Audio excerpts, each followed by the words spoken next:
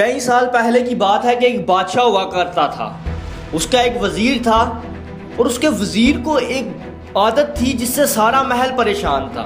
چاہے کچھ بھی ہوتا، وہ چاہے اچھا ہوتا یا برا، اس کو شکر ادا کرنے کی عادت تھی.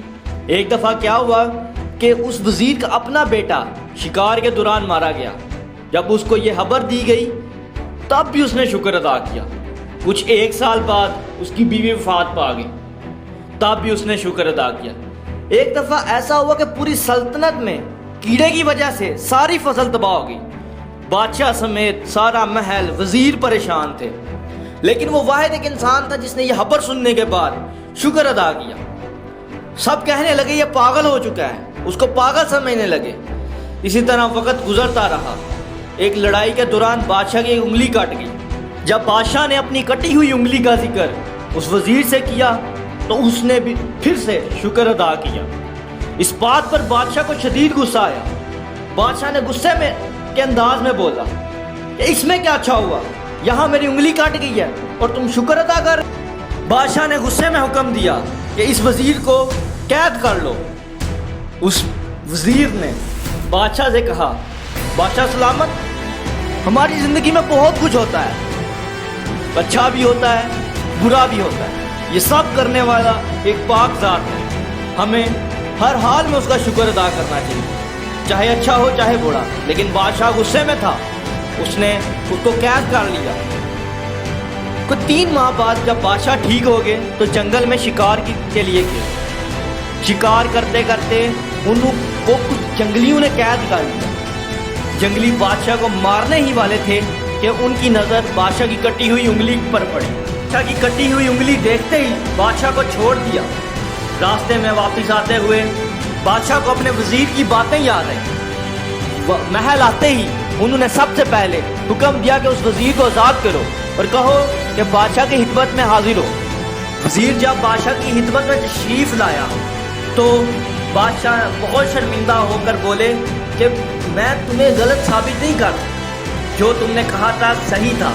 جو بھی ہوتا ہے اچھے کے لیے ہوتا ہے. ہمیں وقتی طور پر لگتا ہے کہ وہ برا ہے، تمہارے ساتھ بہت ناانصافی ہوئی. تو وزیر نے جواب دیا، بادشاہ سلامت، شرمندہ مت ہو، اچھا ہوا کہ میں قید میں تھا.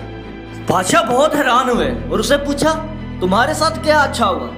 تو اس نے کہا، بادشاہ سلامت، اگر میں آزاد ہوتا تو میں بھی آپ کے ساتھ شکار پر ضرور جاتا جیسے پہلے جاتے تھے. آپ کی تو کٹی ہوئی انگلی دیکھ کر وہ جنگلی آپ کو چھوڑ دیتے، مگر میں تو ٹھیک تھا، مجھے تو وہ مار ہی دیتے. زندگی میں ہر ایک کے ساتھ اچھا ہوتا ہے، برا ہوتا ہے. جب ہمارے ساتھ سب کچھ ٹھیک ہوتا ہے ہم بھی کافی خوش ہوتے ہیں، لیکن ذرا کچھ برا ہو جائے تو کہانی پلٹ جاتی ہے. اس کہانی سے یہی سبق ملتا ہے کہ جو بھی حالات ہوں، جیسے بھی حالات ہوں، ہر حال میں شکر ادا کرو.